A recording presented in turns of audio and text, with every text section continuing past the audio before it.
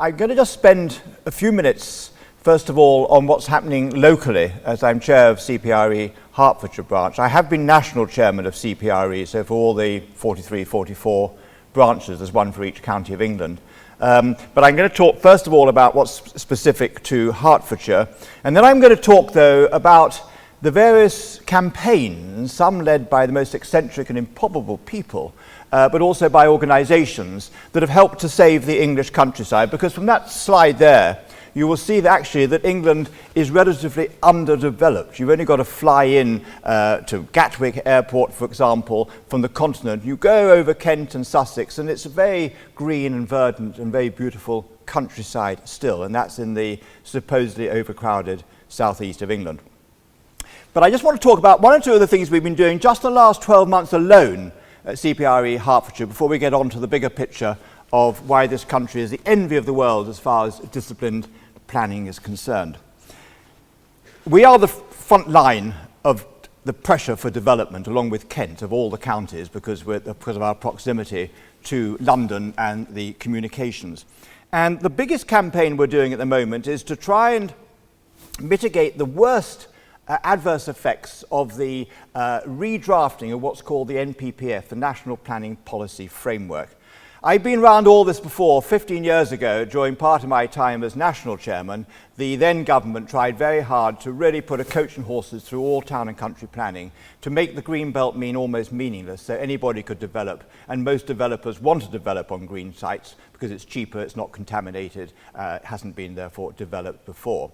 And it was a real campaign with a constant change of secretaries of state and with the deputy prime minister at the time, who also had the portfolio Secretary of State for the Environment, John Prescott. And when he died recently, I didn't recognise some of the obituaries because actually he never mastered his brief, he never listened, he was complete and utterly hopeless. He simply was not interested in anything to do with the town and country planning achievements of the previous 75 years. And we're now going through all this again with NPPF. They're now challenging because they want the politicians are saying a lot of the green belt is scruffy, is disused, petrol stations and all that sort of thing. I'm going to show a little bit later that that is complete and utter rubbish.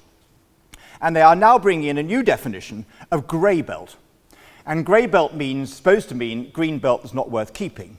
But grey belt, a lot of the grey belt is some of our loveliest countryside around here. And all the applications that went through, that were actually turned down in the last 2 or 3 years in Hertfordshire, where they've been resubmitted by the developers, they've been waved through, just like that, waved through, left, right and centre, whether it's to do with solar farms, whether it's to do with housing or whatever. So it's completely meaningless.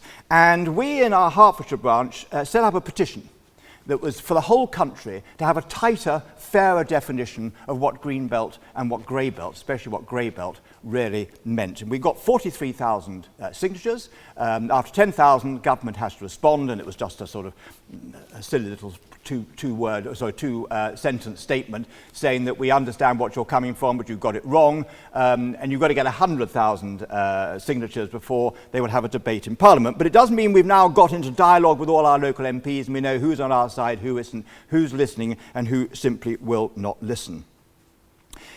So they were saying, Labour said in its manifesto that it would not develop the green belt. And they've gone completely against that by this grey belt definition. They've completely broken what they put in their manifesto. They said it would only be disused car parks and derelict petrol stations. And I say that is simply not true.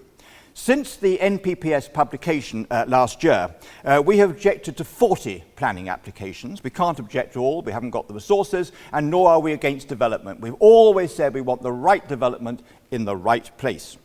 And all those 40 planning applications have been on green belt that suddenly, miraculously, overnight have become grey belt and therefore subject to development.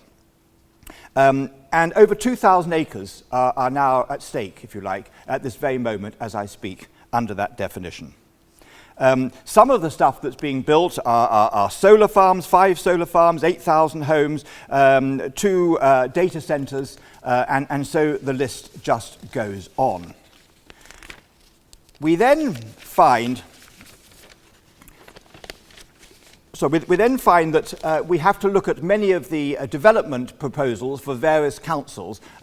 We've looked at Hemel Hempstead, we've put in a lot of submissions to tighten the definition and, of the green belt as far as their plans are concerned. We're working at the moment with St Albans District Council and with Dacorum Borough, again to try and get a more meaningful definition, because once it's been built on, the countryside has gone forever. It's not like other things. You can make a mistake, you can repeal, and future parliaments and future generations can do something about it. There's nothing you can do about it after that.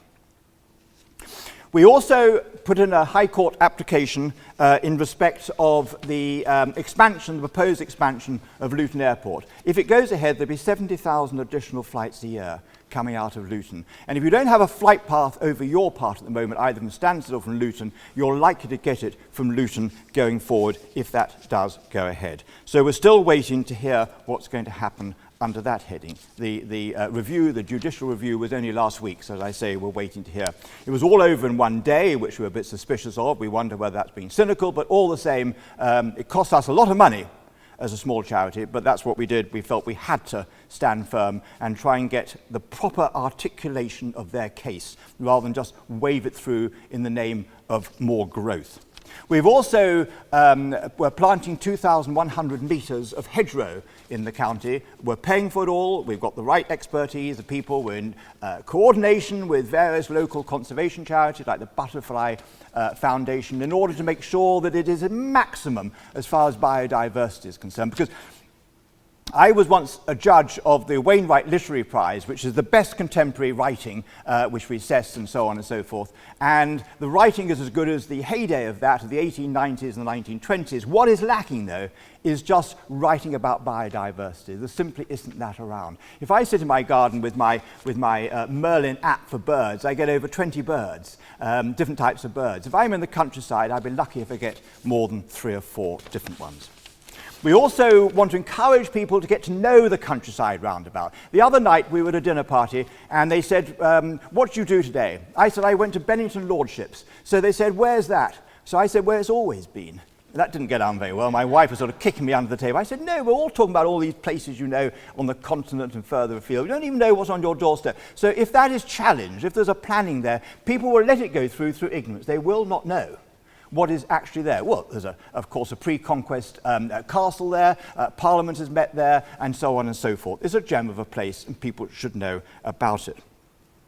We also have 34 different walks which you can get on our site. We've just finished checking them, upgrading them to make sure that a motorway hasn't gone through where we say it's a lovely idyllic walk on Sunday afternoon. So all those are there to download because we want people, as I say, to be introduced to or to be reintroduced to the countryside because you always feel better. Your mental health is better, everything else is better. And one of my great desires when I was national chairman, didn't get it through, was everybody should sleep one night under the stars because when people go out into the countryside, there's a magic about it that even the best David Attenborough documentaries cannot quite inculcate or capture in the same way.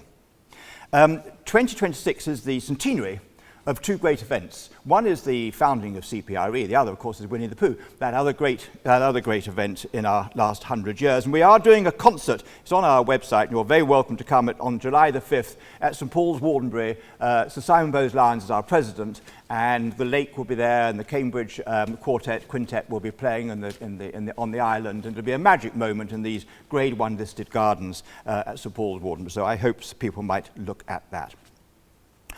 I know you're very keen on knowing about your chalk streams here because they are world-class chalk streams. We have done nothing except sell 1 or 2 books on chalk streams, specifically to do with chalk streams in recent times. So I can't really talk an awful lot of, well, I can't talk anything, I'm afraid, about the chalk streams specific to Hertfordshire. What I can say, though, is that we have been monitoring very carefully the untreated sewage that goes into the waterways of Hertfordshire.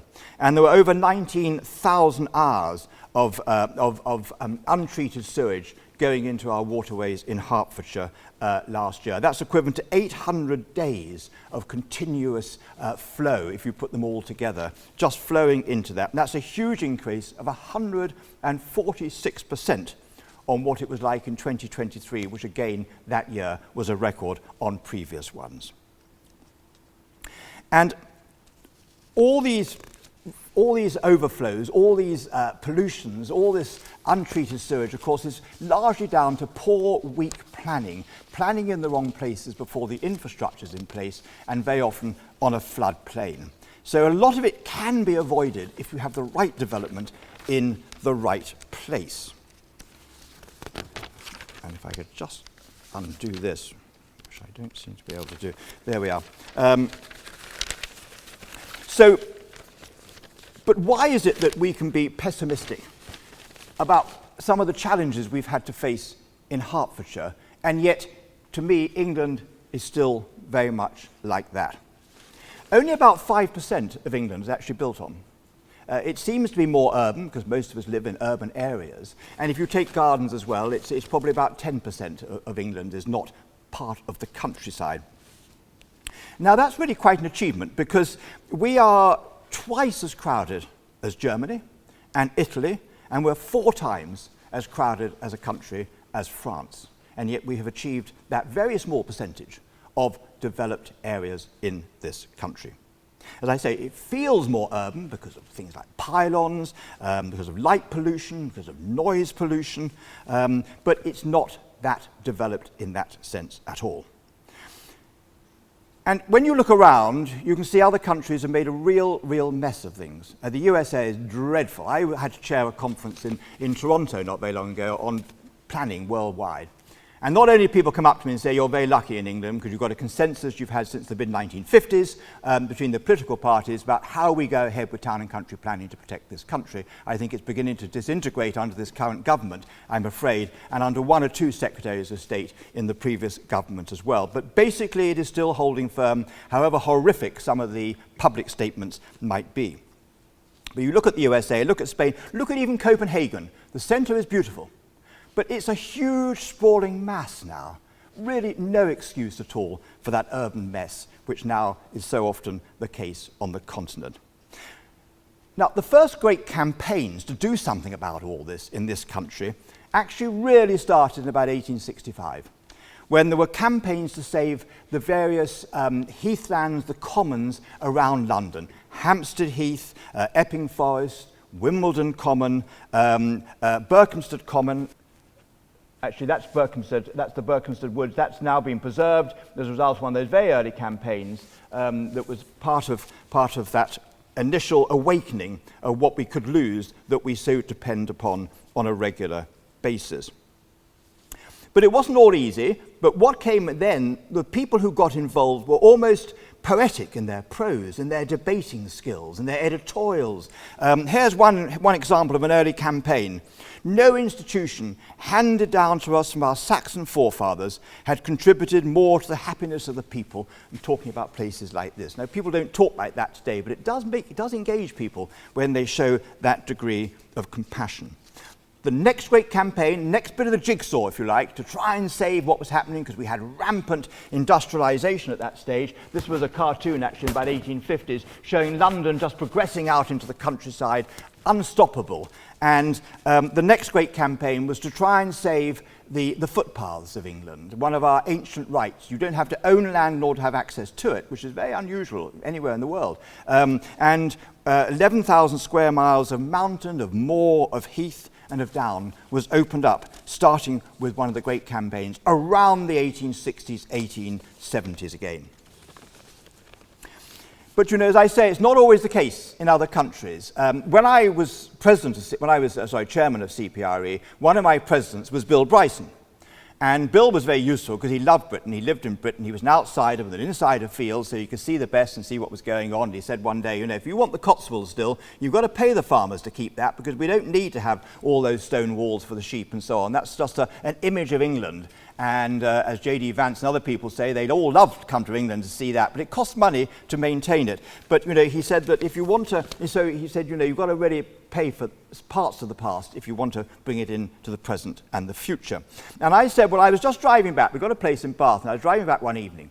And it was a lovely sunny day, and I thought, I'll just walk across the fields, if you like, and I came to a corner which hadn't been ploughed and full of butterflies and wildflowers and so on. I said to Bill, it was absolutely so engaging. He said, you couldn't do that in America. You wouldn't be allowed to, and there'd be barbed wire. There wouldn't be allowed to. We can do it in this country, and largely thanks to those early campaigns of the 11,000 miles of footpaths that we have. But industrialization, despite these initial successes, was running amok, was absolutely running amok. And so into that, with a number of individuals and number of individual causes that they were advocating, came the first effort to have an organization that would try and control it. And that was the National Trust, that was founded in 1895. But their policy was the best way, they said, to preserve is to buy. Well, it quite clearly was not, because they went bankrupt within about 2 years and they had to fold because it just simply wasn't working. But what they did manage to do, this is the Lake District, there was going to be a development there at that time, on that lovely shore. They were going to build there. And that at least was stopped. But they weren't able to buy enough land to stop the sort of developments that so many people began to feel were no longer appropriate. And the early advocates of the National Trust had a vision, though, that wasn't going to die with the National Trust. Canon Rawley, Robert Hunter, and the famous Octavia Hill, all sort of saying we want to have open-air living rooms for the poor. And again, that wonderful, evocative, poetic prose that really did engage people. And engage people then when only 2 or 3 generations had been since their predecessors had lived off the land as agricultural workers. But you know, even today, the third most defining aspect of being English is the countryside after the monarchy and the National Health Service. Still today, so we still have this ability, this innate love of the countryside, which certainly CPRE harnesses whenever we can. But by 1907, the National Trust had only managed to buy 2,000 acres and 12 buildings before it went bust. So it really wasn't doing terribly well. It was a good gesture, but it wasn't doing very well. So there was a need for a national body that would coordinate all the other initiatives, because by now there were a number of individual initiatives and campaigns on behalf of all of them. That's what we needed. And to give another example, if you like, of the sort of campaigns that needed to be coordinated, there was an eccentric called Charles Waterton, who came up with the idea of nature reserves whilst traipsing barefoot through the jungles of South America, hoping to attract blood-sucking specimens, even sleeping with a toe sticking out of his tent, hoping to entice a passing vampire bat. You know, I mean, they were pretty bonkers, some of these early campaigners. But he was the man who started the whole idea of nature reserves. Or take a person called Colonel Light, who had been a messenger at the time of the Battle of Waterloo. And he pondered the causes of urban overcrowding and evolved the idea of green belts, the great, great, great thing, green belts. That's the only thing that saved really this country in the end. During his time in Newgate Prison for abducting a 15-year-old heiress. So, you know, they were pretty dodgy lot, some of these people. Now, that is the green belt, for example, just outside Birmingham. You can walk out of the centre of Birmingham, you can get almost to that, almost by cycling at least, if not by car. I mean, Birmingham was just over on the far horizon, but that's really quite an achievement. They were some of the posters to show that, you know, you can get out, there's still land round about, don't let it be developed, and these campaigners were using those sort of things. That's just a diagram of the various zones that people thought London would need as it came more rural further out. And then there's somebody else, for example, quite interesting people, Fanny Talbot, wonderful name, she ought to have a profile on the banknotes, I think she's so important. She gave the first piece of land, actually, to the National Trust on the Gower Peninsula, that beautiful area, in the hope that it would never, as she put it, be vulgarised by the abomination of asphalt paths and cast iron seats along the coastline.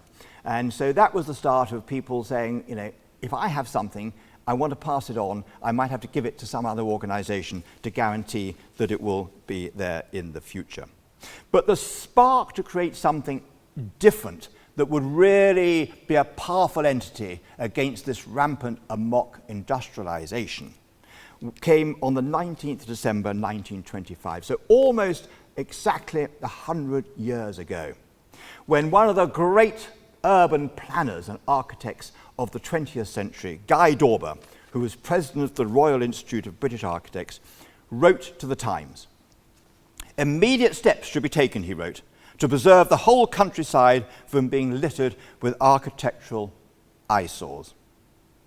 Now, he entered a debate that was a fundamental, long-standing conundrum between the Romantics and those who were progressives, saying we are a growing population with growing aspirations, growing industrialization, we're entitled to have a better standard of living. And the others were sometimes reverting back to a rural idyll that in some ways, to a certain extent at least, never existed in the first place. Some therefore echoed Ruskin, William Morris, the great Romantics, and others, of course, the need to be a modern society to move forward. So enter this great Guy Dawber, and he wrote to 15 organizations aiming to create a body which could conserve and encourage the right type of development. The right type of development. Still our mantra today, not no development or yes development, no, it's the right development. As I said earlier, the right development and therefore in the right place. And enter then a next great man of the whole thing, Patrick Abercrombie, the president of the Town Planning Institute. It's all in this book, by the way, and it's going, instead of £25, £12 tonight, because a new edition coming out. £12, you can have one of those, and it's all in there with lovely pictures as well as the various stuff. And he produced, Patrick Abercrombie, produced a treatise, The Preservation of Rural England, he called it. That's the original copy, which we have in the archives. And so in 1926, as a result of that, CPRE was founded, and was founded with the blessing of Neville Chamberlain, one of our great peacetime ministers, who unfortunately happened to be Prime Minister in wartime when he just simply wasn't that type of, that skill base. But he was Minister of Housing, which was the area that looked after the countryside in those rather embryonic days. And he got it straight away, and so did somebody else about the significance of CPRE being set up. Remember, it only just been set up. Lord Crawford became the first president, and he actually turned down a cabinet position in Stanley Baldwin's cabinet to do it, and the chairmanship of the BBC, because he said this, to be president of CPRE is more important than either of those two positions. And then we got various posters, rather dramatic posters, saying about guard the countryside, all this sort of stuff going up, but they're rather fun, even if they're a little bit sort of peculiar in their own way. And then CPRE was established in 1926, but it was established in a very strange year, because 1926 was the year of the general strike, when people, for example, were marching from Jarrow in the northeast, poverty, no welfare state, coming down to argue their case in front of the Palace of Westminster. And yet that was the year that CPRE chose to be founded, chose to give birth, or the people came together and said, we're still going to go ahead. And so despite that, what was going on in that sense, and despite the fact actually it was a very busy year for other achievements, it was the first transatlantic telephone conversation, for example, the first demonstration of television. But it was still regarded as being one of the 5 top events of 1926. So it shows you how it captured the imagination. And Elgar became vice president of the Hertfordshire branch. He said, that I must do something to help save them, because there were plans to build even on the Malvern Hills. The first big challenge, though, facing CPRE was what was called ribbon development. We're of the generation that can remember that phrase, ribbon development, where tentacles would go out, you would have building on either side of the road, not much depth, and it all looks so urban, and it sort of does an urban statement into the countryside. And various booklets were written like this, for example, England and the octopus being London with its tentacles coming out into Hertfordshire, down into Kent and Buckinghamshire and so on and so forth. And that really did have a magical effect on many politicians to really highlight the inevitable, it seemed, march of industrialization right across the English countryside. But another improbable person, source, who sort of helped to harness and get the message across of what was going on then, was the MP for the very urban Tower Hamlets. which is one of the poorest parts of London in the 1920s. And she was even nicknamed Red Ellen. Her name was Ellen Williamson. She was Wilkinson. She was the MP for there, who actually slept with a portrait of Lenin over her bed. She thought he was the great idol of everybody, or should be. And she, in fact, was the person who came up with the idea of green belt that would have a modern meaning in the 1920s following those sort of publications. And then the authors of the day got on the bandwagon. And there were some great English authors of those days which are still in print today. For example, D.H. Lawrence in Lady Chatterley's Lover. He changed the text in order to accommodate this message. And he wrote, for example, there are many other bits in his book that I could have taken an extract from. New miners' cottages stood flush on the pavement, lined all the way. The road had become a street. And as you sank, you forgot instantly the open, rolling countryside. And then George Orwell and Kenneth Graham, the great Wind in the Willows, and J.P. Priestley, his English Journey. If you haven't read that, it really is worth reading. John Buchan and Evelyn Waugh, they all got onto the bandwagon and added their bit. And Waugh, in that wonderful book, Vile Bodies, even got some of his characters to feel physically sick when they saw what was going on with the ribbon development that seemed to be unstoppable in the 1920s and 30s. And I mentioned about the Malvern Hills a little bit earlier, that there was a threat then, and that's why Elgar got involved.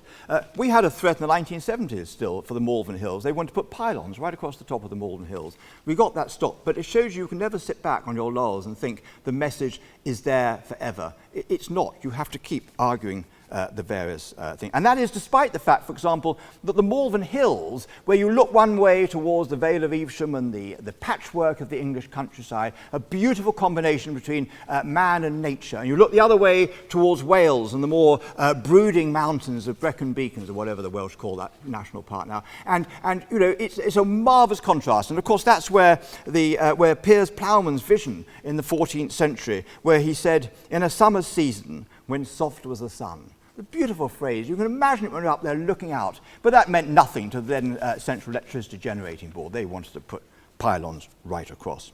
And the march of progress was put back by 2 world wars. But the 2 world wars also helped to improve the campaign to preserve the countryside, because there was an argument that if the countryside was so much part of our psyche, even though we're an urban society, then we want to make sure that we save it. If we win the war, we don't want something to happen that to actually destroy what the enemy might have destroyed had they beaten us in that particular case. And by the outbreak of the Second World War, we had actually almost put ribbon development out of the debate. It was so successful. And in 1976, in our Golden Jubilee year for CPRE, the editor of Country Life actually wrote, he said, it was CPRE's clamour and agitation that meant ribbon development was a horror of the 1920s and 1930s that we have largely forgotten. And I suppose the full significance of green belt and how it started to play a part in our deliberations in this country can best be illustrated by this. In the 1930s, Los Angeles and London had about the same physical footprint. If London had been allowed to develop and expand in the same way as Los Angeles has since then London would stretch from Brighton to the Wash. Can you imagine that? All that would be built on, all the way up from Brighton to the Wash. We don't have it in this country. If we had got it, we couldn't do anything about it. We'd have been stuck with it. And the reason why we were so successful so quickly is you didn't need to own land in order to be able to dictate what was done on that land. And if you own land, it couldn't mean you could do what you liked. On the continent and in America, it tends to mean that if you own land, you can do what you like with it, basically. That has never been, well, hasn't been for 150 years, the case in this country. And Abercrombie, remember him, one of the 2 great instigators, if you like, of CPRE, he actually was clever about planning. He said, we want more buildings, we want new roads, but they could be built yet preserve its beauty. It is possible. We don't need this either or. And so in 1932, we have the first of what's called the Town and Country Planning Acts. Then we have the next one after the war, with the interruption of the Second World War in 1947. We have another one, which was a major one. And what it said, in fact, it was very pertinent. It said, "It is for the planning authorities, as the nation's prime and statutory trustees, to safeguard the beauty of our country for the physical and spiritual refreshment of present and future generations." Sums up beautifully what it's really all about, what you can do going out on your doorstep and enjoy the countryside around here. You might have your favourite national park, but you can't always go there on a regular basis. That's for special holidays and so on and so forth. And in 1947, that act, that Town and Country Planning Act, again was one of the star achievements, and it was regarded by the Attlee government as one of their three greatest achievements, the other two being the independence of India and the founding of the National Health Service. That is where these acts have their natural place. And then we come on to Green Belt, which is part of what these Town and Country Planning Acts are really all about. And to illustrate how effective it's been, after the 40 years, because the National Trust was re-established again soon after it went under, after 40 years of existence by buying land, the National Trust had 70,000 acres. Quite a lot of acres, but only 70,000 acres. With legislation, via the Green Belt legislation, that figure was equalled in a mere 4 years. So it just shows you how we galloped ahead and got it done. Now, I said earlier that the government says that Green Belt has disused petrol stations and things like that. They're completely out of it. Let me just tell you what the Green Belts actually constitute. 44% of our country parks are in the Green Belt.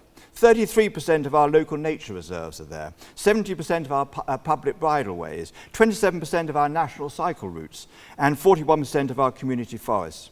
And 221,000 acres of our sites of special scientific interest are in those areas. As I say, they're on the doorstep, and that is what is so good. When I get so excited, I sometimes forget to press buttons. You see, that is the Green Belt of Hertfordshire. Typical Hertfordshire scene, so beautiful.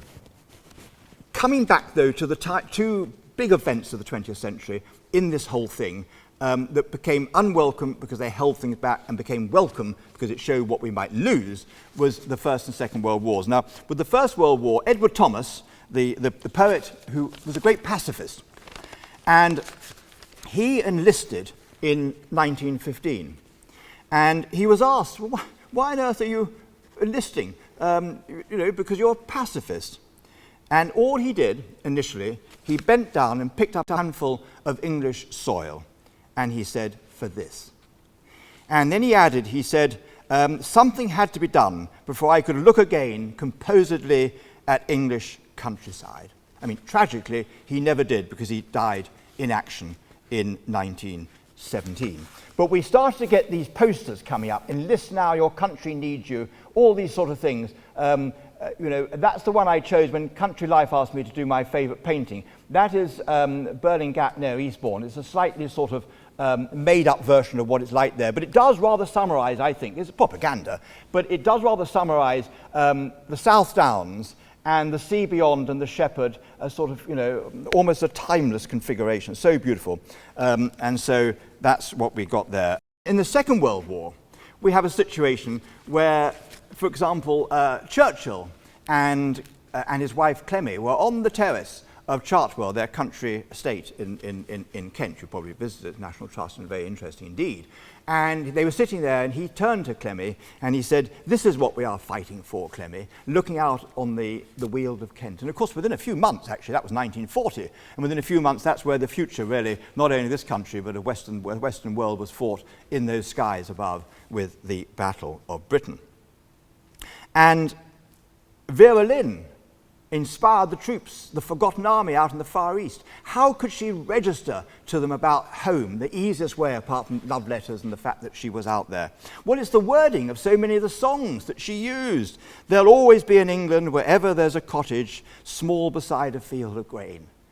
When you're out there in the Far East, when you've got the Japanese being so brutal, so inhuman, that's a pretty evocative message of what you want to get back to as soon as possible.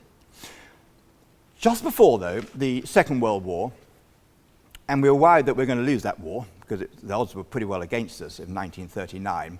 We drew up, though, a list of 10 areas which we said that if we win this war, we've got to protect. People are going out to fight for king and country, but for countryside as well. And we've got to protect them. So we drew up 10 of them. That's the Lake District. They're stunning places. You know a lot of them and so on. So we drew them up, and they all became national parks by the time I became chairman, except for the South Downs. And the government said, right, we're quite happy to designate part of the South Downs as a national park, but it's going to be not the Western Weald, which is roughly from Chichester to Winchester, but we'll go from Lewes to Chichester. And we said, well, why not the other area as well? Oh, because it's different from the other area. And we said this is a complete nonsense. Part of the beauty of national parks is their diversity, their biodiversity, geological diversity. And of course the reason was that some of the local councils like Worthing wanted to keep their powers so they can keep developing going up into the South Downs. And I got a lot of stick in the papers with letters from MPs and people about it. But that's why they were against it. Anyway, so I then got Bill Bryson. He was still my president. The other president I was very lucky, was Andrew Motion, who'd been poet laureate, was very good at phrasing things. I didn't think his poetry was very good, but his prose was fantastic. And Bill Bryson had a word with government and said, you're crazy not to include the Western Weald, which they did, and now we've got the whole 100-mile stretch across. So, it really can be done. And the idea of national parks really seems so obvious, but it was a hell of a fight in Parliament to get it through. To give you one example of one MP who was against it, because remember that all our national parks, not like America, they were all owned. They are all owned by somebody, farmers, landowners of different types. And this particular MP said, and there were plenty others in Hansard, I protest against these attacks upon property for the benefit of sentimentalists, poets and aesthetics. A ridiculous sort of comment when we're talking about the national parks for everybody's benefit. National parks generate over £11 billion a year to the Treasury. And they store the equal of all the CO2 that we need to do each year. And they have well over 100 million visitors. And the second most visited national park in the world is the Peak District. So they really are part of the DNA of this wonderful and beautiful country. The other big campaign that was coming up was the right to roam. People weren't allowed to go out into the countryside in the 1920s, but again, the most improbable person instigated it. It was a chap called Benny Rothman, a 20-year-old mechanic who did the very famous Kinder Scout trespass. He got on the train in Manchester with a number of his mates, and they purposely walked across moorlands and places that they knew they were not supposed to do to really face the authorities and to get it opened up. And that is exactly what happened. So there was a feeling of belonging by being able to have access to it.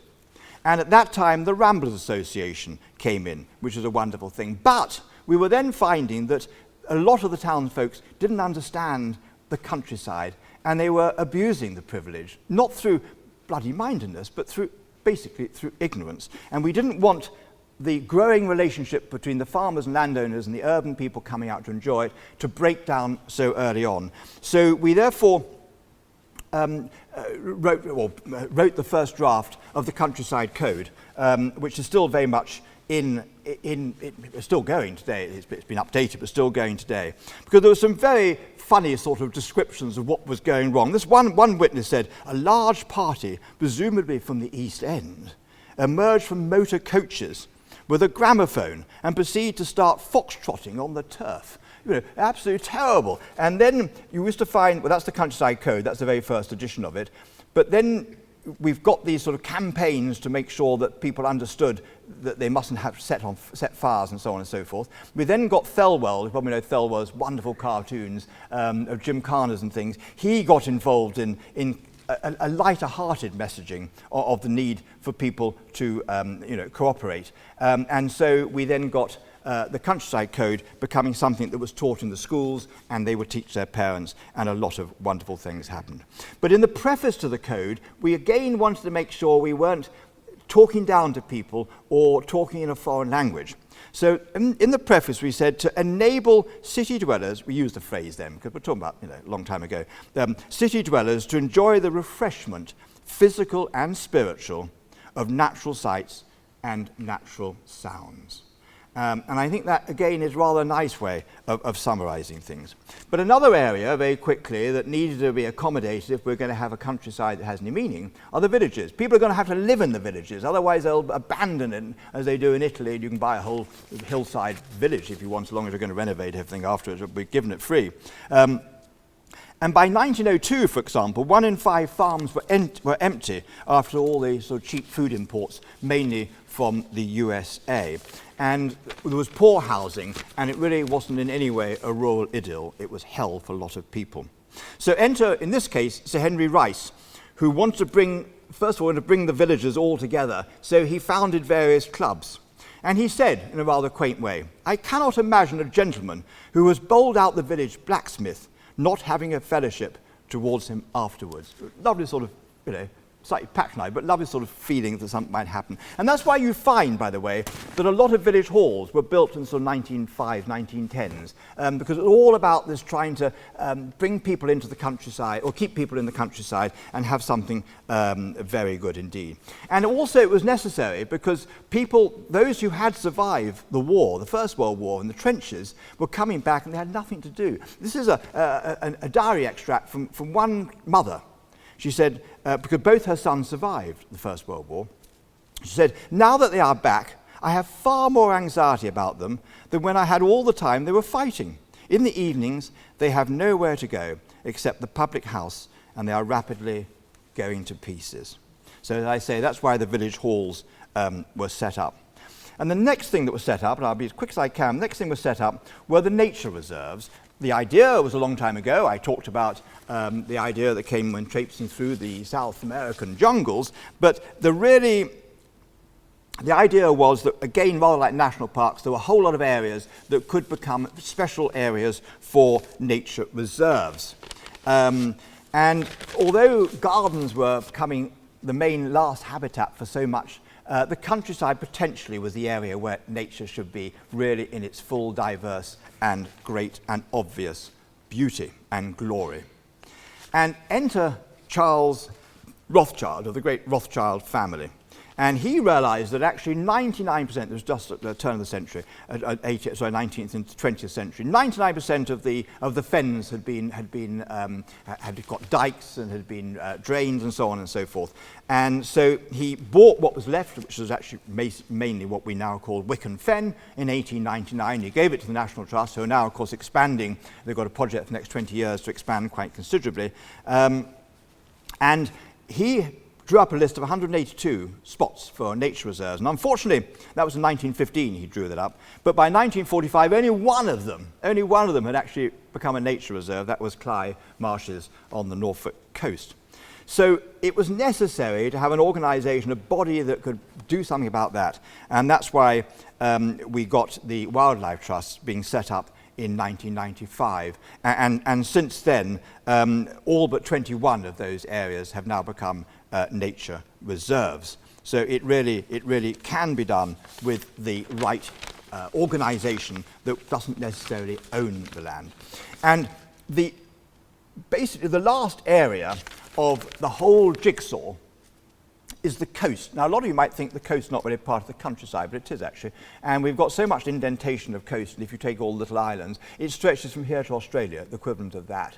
And it is absolutely stunning, so much of it, of course. But it was often ignored. I mean, I don't know whether you've read H.V. Morton's In Search of England. He did In Search of Scotland, In Search of Wales, and so on. It was a marvellous 1920s account of his Morris Minor driving around England. I think a lot of it was very fortuitous. He met the right people at the right time. I think some of it was fabricated, but it was very evocative of the fact that with the motor car there was more pressure on the countryside, but people could at least go and visit it now, and with the railways and so on and so forth. And but he never visited the coast. This is the point. He never visited the coast. He didn't regard that as being something part of the English countryside. It was an alien area. It was where pirates were. You got your head knocked over them, you know. And that's where people would want to sort of smuggle stuff in at night and so on, a poldark sort of stuff. So it wasn't part of the English countryside. And indeed, in the 19th century, with the rural rides, the famous account of the condition of England, William Cobbett, he never bothered to go to the coast. But the coast is the last sort of natural wonder, if you like, with the waves and everything else that you really can't tame part of it. And so what we did is that we said, right, we want all the local authorities that have a coastline to draw up areas they think are worthy of saving that have not been damaged yet. And Parliament made them do that. And 900 miles was listed by the authorities, and we handed over to the National Trust for Operation Neptune, Enterprise Neptune, and 700 of those 900 miles have now been protected forever. And we hope that the other 200 will be in different ways when they come up for sale.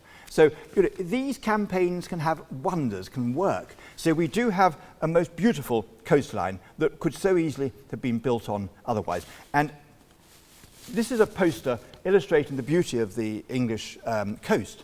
That's the evocative, of course, White Cliffs of Dover. But of course, it encourages people to go there and makes people, unless you've got the right protection, want to have a house there overlooking and destroying it. So we had to move pretty quickly there. As I say, we've now got that protected. But there's still a lot of work in progress as a final gesture. There's a lot of work in progress still to do. Light pollution, getting better with technology. You'll find now on the motorways that the light is penetrating the surface of the road, not sprayed out with that awful orange light we had just a few years ago. And now we try and make sure that in planning applications that the lighting is part of it before planning is allowed, so that you have one of your natural rights is the beauty of the skies, of the heavens at night, to be able to see it. So many of us cannot do it because of light pollution. There's no excuse. We have the technology. It's just a question of planners insisting that that's part of the plan. Same with noise pollution. There's too much noise pollution. You can be in the countryside. So often you hear a mechanical noise. It might be fairly distant, but you hear a mechanical noise. A lot of that is unnecessary in the 21st century. And litter. There's so much litter. We've had it lots before. They're the girl guys in the 1930s getting rid of it. But, you know, the litter can be terrible. And then the other thing which is happening, I was talking to your chair just beforehand, the number of posters that go back up again on sides of roads, they're not allowed. When I was national chair, my secretary always knew where I'd been the previous weekend, because I would say, I've been down that road in Essex, that road there's a poster up saying it was one of these things on a trolley or something, a farmer's road. They are illegal. They should be taken down. So she would have a word with the local CPRE branch and it would come down. And when I talked to the county council, they said, we haven't got the resources. I said, they're laughing at you behind your back, these posters going up everywhere. And this is an example of what we did, led by Shell actually, taking them down, was really very good. And so that's another campaign that we need to do. So we want to persuade people to visit the countryside, but be responsible, and we want people to know the countryside so it is not destroyed through sheer ignorance, when actually we could build somewhere else and that would be a better place overall. So the last two words, one comes from Bill Bryson and the other from the Times, and then I really will stop and have questions. Bill Bryson said in one of his books, "I have said it many times before, but it really cannot be stated too often. There isn't a landscape in the world that is more artfully worked, more lovely to behold, more comfortable to be in than the countryside of Great Britain. It is the world's largest park, its most accidental garden. I think it may be the British nation's most glorious achievement." And I think he's damn right, quite frankly. And you know, the lark still flies over that Surrey hillside that captivated Vaughan Williams. It was going to be built on, it was stopped. So the lark is still there. But as I say, finally a quote from the Times. "In our eagerness to create new wealth and provide new homes, there is a danger that we may sacrifice a rich inheritance of natural beauty." Pretty good summary of the situation today, except that was written in 1919. So it shows you that we win many, many battles, but actually we still have many of the same issues today. And we have the tools in place, but we often don't have the political willpower or enough people saying, this is unacceptable behaviour. It isn't either or. My last words are, it has to be pro-development, but the right development in the right place. Right. Thank you. Good.